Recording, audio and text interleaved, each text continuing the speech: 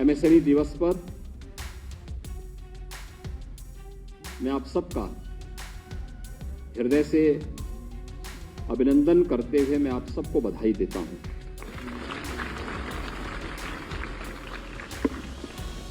आज का दिन हमारे लिए अत्यंत महत्वपूर्ण है, जहां हम कृषि के बाद सर्वाधिक रोजगार उपलब्ध करवाने की क्षमता रखने वाले इस सेक्टर की स्थापना दिवस के साथ जुड़े हुए हैं। वहीं स्वतः रोजगार के एक नए कार्यक्रम को भी एक नई ऊंचाई प्रदान की जा रही है। आज अनेक कार्यक्रम एक साथ यहां पर आयोजित हो रहे हैं, जिसमें अभी आपने देखा होगा कि उत्तर प्रदेश के हमारे बैंकर्स के द्वारा 20,000 करोड़ रुपए के ऋण वितरण के कार्यक्रम को, एक बड़े ऋण वितरण के कार्यक्रम को भी आज आगे बढ़ाया गया है, जिसके माध्यम से 3,41,000 से अधिक एमएसएमई उद्यमियों को ऋण वितरण का कार्यक्रम भी इस कार्यक्रम के साथ संपन्न हो रहा है। भाइयों बहनों, आप इस क्षमता को देख सकते हैं। 3,41,000 एमएसएमई उद्यमी एक साथ ऋण उपलब्ध करें, 20,000 करोड़ रुपए की एक अच्छी खासी राशि ऋण वितरण के लिए उपयोग की जा रही हो। आप स्वतः ही उत्तर प्रदेश की इन संभावनाओं को देख सकते हैं, उसको पहचान सकते हैं। मुझे प्रसन्नता है एमएसएमई सेक्टर में जो उत्तर प्रदेश की व्यापक संभावनाएं हैं। आज यहां पर 14 लाभार्थियों को यहां पर इस कार्यक्रम के साथ हम लोगों ने इस ऋण वितरण के साथ जोड़ा ही है, लेकिन साथ ही साथ 11 ओडीओपी उत्पादों को आज जीआई टैग का प्रमाण पत्र भी प्राप्त हुआ है। जीआई टैग प्रमाण पत्र उस पहचान को एक नई मान्यता देना है। और मुझे बताते हुए प्रसन्नता है कि आदरणीय प्रधानमंत्री जी की प्रेरणा से जब हम लोगों ने 2018 में प्रदेश की इन संभावनाओं को आगे बढ़ाने के लिए, जो यहां पर आबादी के अनुसार उत्तर प्रदेश की संभावनाओं को देश और दुनिया के सामने प्रस्तुत कर सकती हो, उस एमएसएमई सेक्टर को प्रमोट करने के कार्यक्रम को हम लोगों ने आगे बढ़ाया था। तब हम लोगों ने एक मैपिंग कराई थी पूरे प्रदेश की, और प्रदेश की मैपिंग कराने के परिणाम स्वरूप पहले चरण में हम लोगों को प्रदेश के 75 में से 57 जनपद ऐसे मिले जिनके पास अपना यूनिक प्रोडक्ट था। उस यूनिक प्रोडक्ट को हम लोगों ने मैपिंग के माध्यम से पहले एक उस जिले के प्रोडक्ट के रूप में हमने स्थापित करने के कार्यक्रम को जोड़ा। तो शेष 18 जनपद थे, उन 18 जनपदों के लिए भी हम लोगों ने वहां से जुड़े हुए विशिष्ट किसी एक उत्पाद के साथ उसे जोड़ने का कार्यक्रम बनाया। और मुझे प्रसन्नता है कि उत्तर प्रदेश देश का पहला राज्य है जिसने एमएसएमई पे जान फूंकने के लिए वन डिस्ट्रिक्ट वन प्रोडक्ट की अपनी यूनिक योजना चलाई, और आज देश के अंदर अपने आप में एक ब्रांड बनी हुई है। जब कोई एमएसएमई की बात करता है और ओडीओपी की बात करता है, तो सबकी नजरों में उत्तर प्रदेश आने लगता है। और उत्तर प्रदेश इस देश से सौभाग्यशाली है कि जिस उत्तर प्रदेश में एमएसएमई सेक्टर में जो दम तोड़ रहा था, अंतिम सांसें ले रहा था, लोगों में हताशा थी, निराशा थी, ऐसा लगता था कि जैसे अब ये कुछ हो ही नहीं पाएगा, लेकिन 6 वर्ष के अंदर आदरणीय प्रधानमंत्री जी की प्रेरणा से आज लगभग प्रदेश के अंदर 96 लाख एमएसएमई यूनिट करोड़ों लोगों के जीवन का आधार बनी हुई है, उनके जीवन को, उनके रोजगार का और उनके स्वावलंबन का आधार बनी हुई है। आज इसी का परिणाम है 11 जीआई टैग आज उपलब्ध कराए गए हैं और उत्तर प्रदेश को इसके साथ ही 52 जीआई टैग प्राप्त करने वाला देश के अग्रणी राज्यों में उत्तर प्रदेश आ चुका है। आप अनुभव कर सकते हैं, लेकिन हमारे पास इससे भी बड़ी संभावना है, क्योंकि अभी तो यह अकेले अभी ये 52 ही हैं जनपद, हमारे अभी 75 हैं और हर जनपद में भी कई प्रोडक्ट हैं। अगर वाराणसी में ही आप जाएं, मुझे लगता है कि अकेले वाराणसी में ही कितने 10 से 23, अकेले वाराणसी 23 जीआई टैग धारण करता है, अकेले वाराणसी। अब वाराणसी की पौराणिकता से, उसकी आध्यात्मिकता से, देश की सांस्कृतिक नगरी के रूप में उसकी पहचान से हर व्यक्ति विज्ञ है, लेकिन वहां के रग रग में हुनर भी है, उनके पास कला भी है और उस कला को व्यावहारिक स्वरूप प्रदान करने की उस प्रकार की स्किल भी है।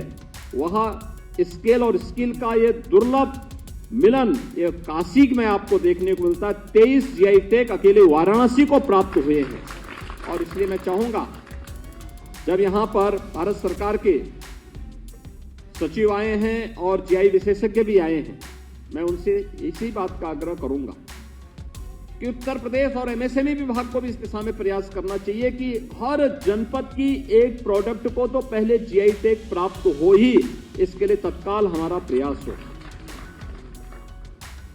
आईएसओ सर्टिफिकेट के साथ और उसकी फिर क्वालिटी काउंसिल ऑफ इंडिया के साथ इनका तालमेल बिठा करके इनके साथ समन्वय करते हमें देश की भी और दुनिया की भी मार्केट की मैपिंग करवा करके देखना होगा कि दुनिया की आवश्यकता क्या है और उसके अनुरूप फिर प्रोडक्ट को यहां पर तैयार करने के लिए उस प्रकार की डिजाइन, उस प्रकार की टेक्नोलॉजी और फिर उसकी पैकेजिंग की व्यवस्था को भी आगे बढ़ाने के लिए अगर हम कार्य करते हैं तो उत्तर प्रदेश को देश के अंदर और दुनिया के अंदर छाने में बहुत देर नहीं लगेगी, बहुत देर नहीं लगेगी। हमारे पूर्वज बहुत दूरगामी सोच के थे, दूरदर्शी दृष्टिकोण रखते थे और इसीलिए तो इतनी बड़ी आबादी यहां निवास करती है। अगर आप देखेंगे क्षेत्रफल में उत्तर प्रदेश देश का चौथा राज्य है, यानी चौथे नंबर पर आता है, लेकिन आबादी में उत्तर प्रदेश देश के नंबर 1 पर आता है और उत्तर प्रदेश की आबादी की अगर नंबर 2 पर देश का कोई दूसरा राज्य आता है, उसकी आधी आबादी आती है। ऐसा नहीं कि 1 करोड़ 2 करोड़ का अंतर हो, आधे का अंतर है। इसलिए क्योंकि यहां पर उस प्रकार के कार्यक्रम हुए थे। उर्वरा भूमि है, पर्याप्त जल संसाधन है, अलग अलग यहां पर क्लाइमेटिक जोन के साथ साथ आज हमें जो ज्योग्राफिकल इंडिकेटर्स में ये सफलताएं प्राप्त हो रही हैं, यह उत्तर प्रदेश की विशेषता और यहां की हुनर उसका एक आधार बनता है और आज उसी को आदरणीय प्रधानमंत्री जी की प्रेरणा से उत्तर प्रदेश ने आगे बढ़ाया है।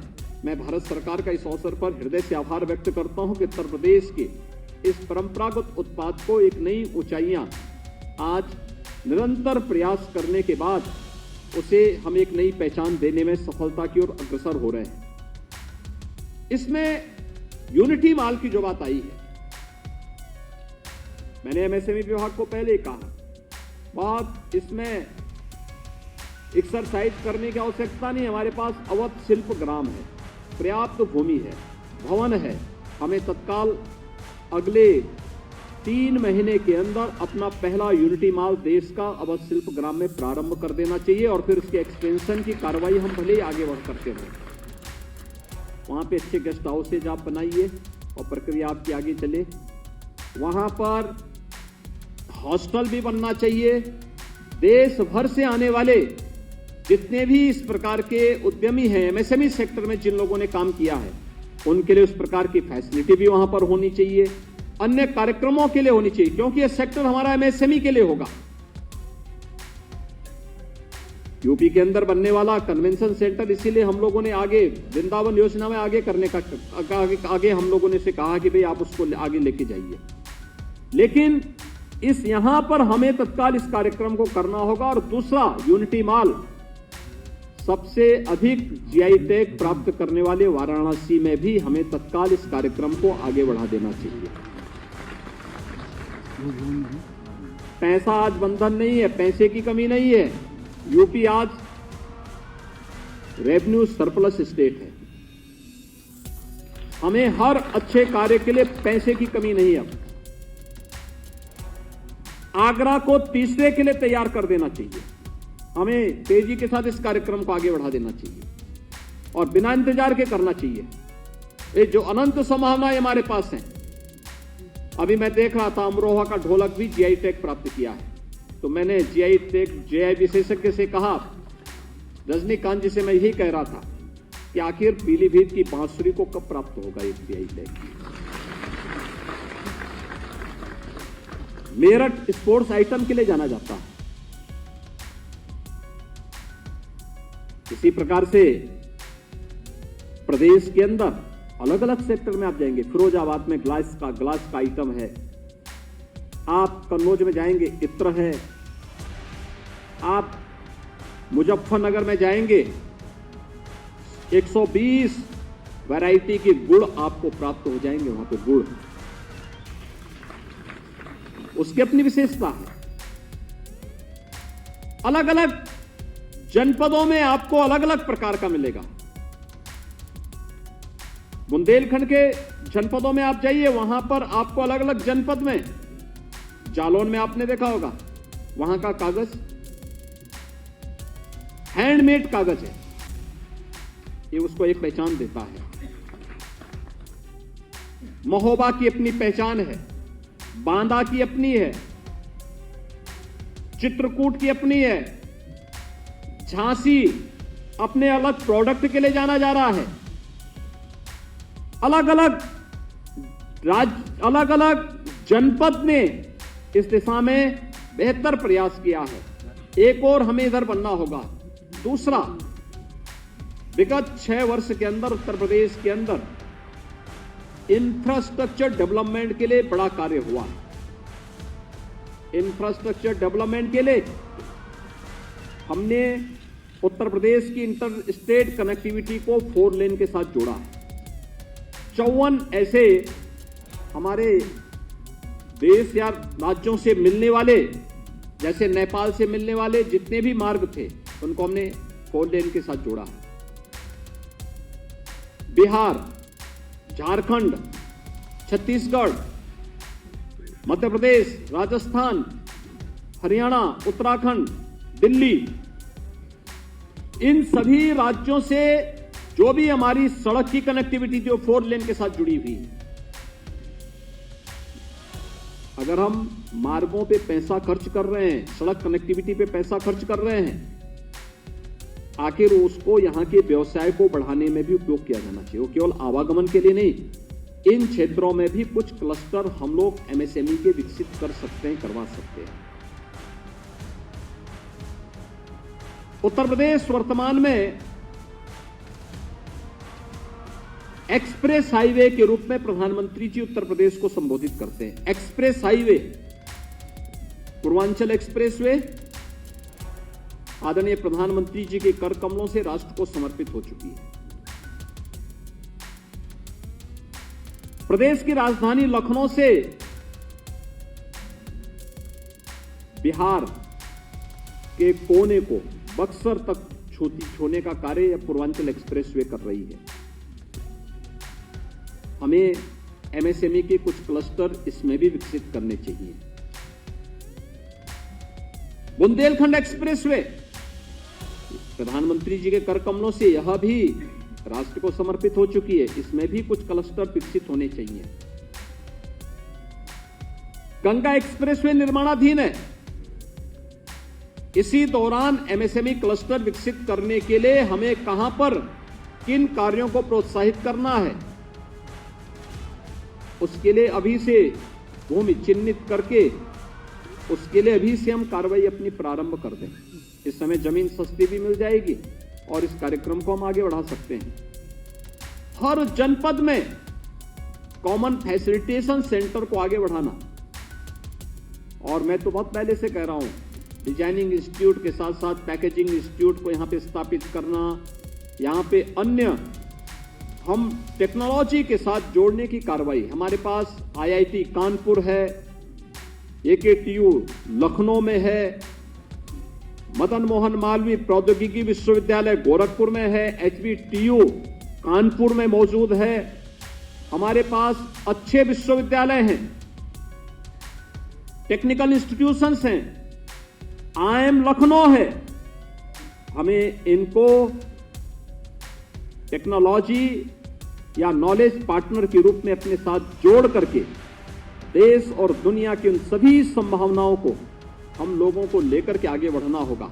और कोई कारण नहीं कि अगर MSME सेक्टर आपका मजबूत है, आज मैं इस बात को मानता हूं, उत्तर प्रदेश में आज ग्लोबल इन्वेस्टर समिट जो 10 से 12 फरवरी के बीच में संपन्न हुआ, इस दौरान हमें निवेश के जो प्रस्ताव प्राप्त हुए, ये लगभग अब तक हमें 36 लाख करोड़ रुपए से अधिक के निवेश के प्रस्ताव प्राप्त हो चुके हैं। 36 लाख करोड़ रुपए से अधिक के।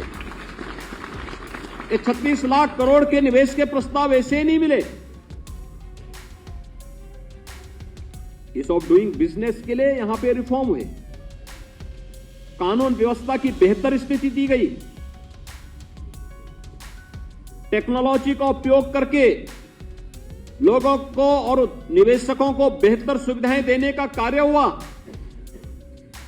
लेकिन इसके साथ एक जो सबसे बड़ी बात है, हर उद्यमी इस बात को जानता है कि बड़े औद्योगिक निवेश के लिए जो बेस चाहिए वो MSME का बेस चाहिए, और MSME का बेस उत्तर प्रदेश पहले से रखता है। ये उत्तर प्रदेश के साथ पहले से प्लस है कि उत्तर प्रदेश की इन संभावनाओं के साथ देश का और दुनिया का हर बड़ा निवेशक जुड़ना चाहता है, और उन संभावनाओं को आगे बढ़ाने के लिए हमें निरंतर प्रयास करना होगा। और इसी का परिणाम है, हमने जब 2020 में अपनी MSME पॉलिसी हम लेकर के आए थे, तो MSME पॉलिसी में हमने इस बात को व्यवस्था दी थी कि एक MSME यूनिट लगाने के लिए उद्यमी को भटकना क्यों पड़ेगा। हम उसको 1000 दिन की छूट दे रहे हैं। 1000 दिनों के अंदर अपनी यूनिट लगा ले, प्रोडक्शन शुरू करें। अब इस दौरान 1000 दिनों के अंदर वह सरकार की बाकी सभी औपचारिकताओं को पूर्ण करने की कार्रवाई करे। ऐसा नहीं कि पहले वह करे, कार्यालयों के चक्कर लगाते रहे, सारी प्रक्रिया ऑनलाइन करे। बहुत सारी कार्रवाई को हमने डीम्ड कर दी है। आपने आवेदन किया, संबंधित कार्यालय ने कोई रिस्पॉन्स नहीं किया है, आप अपने ये मान के चलिए कि आपको मिल गया है। और अगर कल कोई गलत होता है तो जिम्मेदारी आपकी कम उसकी ज्यादा होगी जिसने समय पर रिस्पॉन्स नहीं किया। MSME पॉलिसी आपको सुविधा दे रही है। अभी उत्तर प्रदेश ने आपने देखा होगा कि प्लेज योजना के अंतर्गत प्राइवेट MSME पार्क स्थापित करने के 10 से लेके 50 एकड़ के क्षेत्रफल में ये निजी पार्क बनाने की एक बड़ी कार्रवाई को, अभिनव कार्यक्रम को आगे बढ़ाया है। ये अपने आप एक अद्भुत योजना है। ये पार्क हमारे जो मैं एक्सप्रेस हाईवे बोल रहा हूं यहां पे विकसित हो सकते हैं। ये पार्क इंटर स्टेट कनेक्टिविटी पे भी विकसित हो सकते हैं। 3 पार्कों की हमने सहमति दी और इसमें राज्य सरकार के स्तर पर प्रति एकड़ 50 लाख रुपए 1% वार्षिक ब्याज की दर पर उपलब्ध करवाने के कार्य भी इस पर सरकार के द्वारा प्रोत्साहन भी उपलब्ध करवाने की कार्रवाई की जा रही है। एक बड़ी योजना है और मुझे लगता है कि अनंत संभावनाओं को आगे बढ़ा करके हम कार्य करेंगे तो न केवल उत्तर प्रदेश की अर्थव्यवस्था को एक नई जान देने में, बल्कि आदरणीय प्रधानमंत्री जी के विजन के अनुरूप $1 ट्रिलियन की इकोनॉमी को प्राप्त करने में हम सफल होंगे। आज यहाँ पे हमारे जितने भी बैंकर्स में उनका हृदय से अभिनंदन करूंगा कि उन्होंने पिछले 5-6 वर्षों के अंदर कोविड जैसी महामारी के दौरान लगातार हमें मदद की। और हमारे खासतौर पर बैंक ऑफ बड़ौदा ने तो उस दौरान, या हमारे जितने भी राष्ट्रीयकृत बैंक थे या प्रदेश के अंदर कार्यरत जितने भी बैंकर्स हैं, इन लोगों ने उस दौरान जब भी हम कहते थे, छुट्टी के दिन भी कहते थे कि आज हमारे प्रदेश के अंदर इतने उद्यमियों के पास या इतने लाभार्थियों के पास धनराशि भेजनी है, वे अवकाश के दिन पे भी कोविड महामारी के बावजूद भी बैंक खोलते थे और उसमें अपना योगदान देते थे। परिणाम रहा, उत्तर प्रदेश का सीडी रेशो बढ़ा। यानी जब हम लोग आए थे 2017 में, ये 46 से कम था। लोग ये मानते थे उत्तर प्रदेश में पैसा देने का मतलब डूबेगा। आज ऐसा नहीं है। आज तो उत्तर प्रदेश में जो पैसा लगाएगा उसका बिजनेस बढ़ेगा और यह 46 से बढ़कर के 54-55 तक पहुंचा है। और अगले 1 वर्ष के लिए मैंने टारगेट दिया है प्रदेश में सभी विभागों को कि हमें इसको हर हाल में 60 तक पहुंचाना है। सीडी रेशो उत्तर प्रदेश का 60 तक पहुंचे। बैंकर्स इसमें अपना योगदान दें, राज्य सरकार इसमें अपना सहयोग करेगी, भरपूर सहयोग करेगी, बिजनेस आपका बढ़ेगा और रोजगार और स्वतः रोजगार हमारे नौजवानों को प्राप्त होगा। राज्य सरकार अपने नौजवानों के लिए बहुत कार्यक्रमों को लेकर के चली है। 2 करोड़ युवाओं को हम टैबलेट और स्मार्टफोन दे रहे हैं जिससे वो तकनीकी दृष्टि से सक्षम हो सके। हमारे वोकेशनल एजुकेशन के institution new age certificate course के साथ आगे बढ़ चुके हैं। हमारे technical institution new age courses के साथ आगे बढ़ चुके हैं। आपने देखा होगा उत्तर प्रदेश, अभी मैं परसों स्वयं कल गौतम बुद्ध नगर जनपद, परसों गौतम बुद्ध नगर जनपद में मैं था। गौतम बुद्ध नगर जनपद में मैंने देश की सबसे बड़ी रोबोटिक फैक्ट्री का उद्घाटन किया है और उत्तर प्रदेश के ही हमारे नौजवान उस रोबोटिक फैक्ट्री में कोई पॉलिटेक्निक पास किया था, किसी ने उत्तर प्रदेश के अंदर ही डिग्री ली और बीटेक की डिग्री लेने के बाद फिर वहां कार्य कर रहा है। बहुत सारे लड़के वहां इंटर्नशिप की योजना के साथ जुड़े हैं और मैं आप सबसे कहूंगा, इंटर्नशिप की स्कीम, सीएम इंटर्नशिप और पीएम इंटर्नशिप की स्कीम हम लोगों ने इस समय जारी की है। हमारा प्रयास है 7.5 लाख नए जॉब हम इंटर्नशिप के माध्यम से क्रिएट करेंगे। इस मामले में हमारे उद्यमी आगे आए। हमारे एमएसएमई उद्यमियों ने बड़ा योगदान दिया हमें। जब कोरोना जैसी महामारी हमारे सामने आई थी, हमने उस समय कहा था हम उद्योग बंद नहीं होने देंगे, जो सप्लाई चेन हम लगातार बनाए रखेंगे। हमने कोविड हेल्प डेस्क बनाए, हमने वहां पर अन्य सुविधाएं देने में योगदान दिया। परिणाम था जब 40 लाख कामगार और श्रमिक उत्तर प्रदेश वापस आए थे, उनकी हमने स्किल मैपिंग करवा करके और स्किल मैपिंग कराने के बाद फिर मैंने आह्वान किया था उस समय एमएसएमई विभाग से कि यह व्यक्ति बेरोजगार न रहने पाए। हमने पहले 15 दिन के लिए उनको राशन की सुविधा दी, राशन कार्ड भी बनवाए, लेकिन साथ साथ ये व्यवस्था दी कि जो व्यक्ति कार्य करना चाहेगा उसके लिए कार्य की कमी नहीं रहनी चाहिए। और मुझे प्रसन्नता है, लगभग हर यूनिट ने 1 या 2 लोगों को अपने यहां रख करके एक भी व्यक्ति को बेरोजगार नहीं रहने दिया और उत्तर प्रदेश के अंदर ही 40 लाख लोगों को समाहित करके उनके हाथों को काम दिया। इसलिए एमएसएमई यूनिट की बड़ी भूमिका हो सकती है। घर के अंदर लोग काम करते हैं। अगर आप लखनऊ की चिकन कारीगरी को देखेंगे, कितनी, यानी वो घर घर में एक यहां पे काम होता है और जितना उनके पास आज के दिन पर लोगों ने ऑर्डर दे रखे हैं, डिमांड है, उतनी सप्लाई नहीं हो पा रही है। उसके प्रोत्साहन, उसके लिए ट्रेनिंग सेंटर, उसके लिए उनको प्रोत्साहित करने के लिए और उनकी कनेक्टिविटी को और बेहतर करने के लिए हमें प्रयास करना होगा। हर एक जनपद में इसी प्रकार की संभावनाएं हैं। उन संभावनाओं को, और मुझे लगता है कि इस सेक्टर में एक नई जान आई है। बखिरा, आज मैं देख रहा था, बखिरा के बर्तन उद्योग को जीआई टैग प्राप्त हुआ। बखिरा कस्बा हमारा बहुत पुराना कस्बा है, बहुत पुराना कस्बा है। और वहां पे मैं आज से 25 साल 30 साल पहले मैं वहां गया था। उस समय मैं देखता था वहां घर घर में बर्तन के काम होते थे, बाद में सरकार को अपेक्षा के कारण एकदम बंद हो गया था। आज देखिए फिर से पुनर्जीवित हो चुका, उसको जीआई टैग प्राप्त हो गया।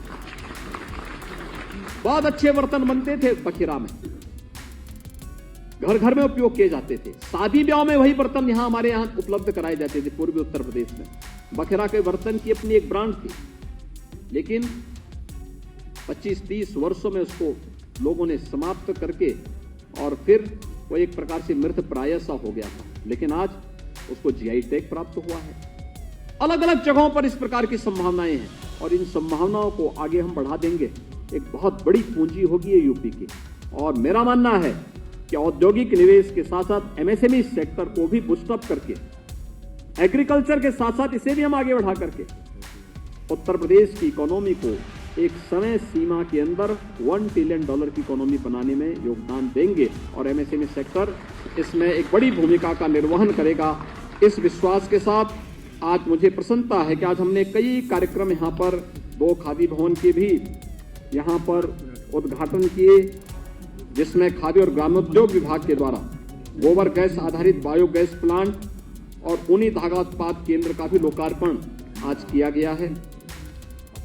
इसके साथ ही यहां पर एक लघु फिल्म भी प्रदर्शित हुई, जो सितंबर माह में 21 से 25 सितंबर के मध्य ग्रेटर नोएडा में, मैं यहाँ राकेश कुमार जी को देख रहा था। राकेश कुमार जी यहाँ पे वहाँ के एक्सपो मार्ट से यहाँ पर आए हैं और उत्तर प्रदेश को एक नई पहचान ग्रेटर नोएडा में दे रहे हैं। मैं उनका हृदय से अभिनंदन करता हूँ और विश्वास करता हूँ कि यह जो इंटरनेशनल ट्रेड शो होने जा रहा है, उत्तर प्रदेश के एमएसएमई प्रोडक्ट को एक नई पहचान देगा और हम सब उसके लिए अभी से तैयारी करें। आज यहाँ पर मुझे बहुत प्रसन्नता है कि एक इंटरनेशनल पैकेजिंग इंस्टीट्यूट की स्थापना के लिए एक एमओयू भारत सरकार से प्राप्त हुआ है। जब माननीय श्री पीयूष गोयल जी पिछले अपने विजिट में यहाँ लखनऊ आए थे, मैंने उनसे अनुरोध किया था। उत्तर प्रदेश में अनंत संभावनाएं हैं, हमारे पास अच्छे डिजाइनिंग इंस्टीट्यूट होने चाहिए। जितनी संभावना हमारे पास है, 96 लाख एमएसएमई यूनिट हमारे पास है, हर जिले की अपनी एक प्रोडक्ट है। विश्वकर्मा श्रम सम्मान के माध्यम से पारंपरिक हस्तशिल्पियों को हम प्रोत्साहित कर रहे हैं, उन्हें हम ट्रेनिंग भी देते हैं, फिर उन्हें हम बैंकों के साथ भी जोड़ते हैं और साथ साथ टूल किट भी उन्हें उपलब्ध करवाते हैं। यानी कितना बड़ा कार्य, कोई जानता, कोई उनको महत्व नहीं देता था और बगैर उनके गांधी जी का सपना साकार नहीं हो सकता। ग्राम स्वराज का सपना हो या विकास, व्यक्ति के दैनिक दिनचर्या के कोई भी कार्यक्रम हो, उनके बगैर नहीं हो सकता।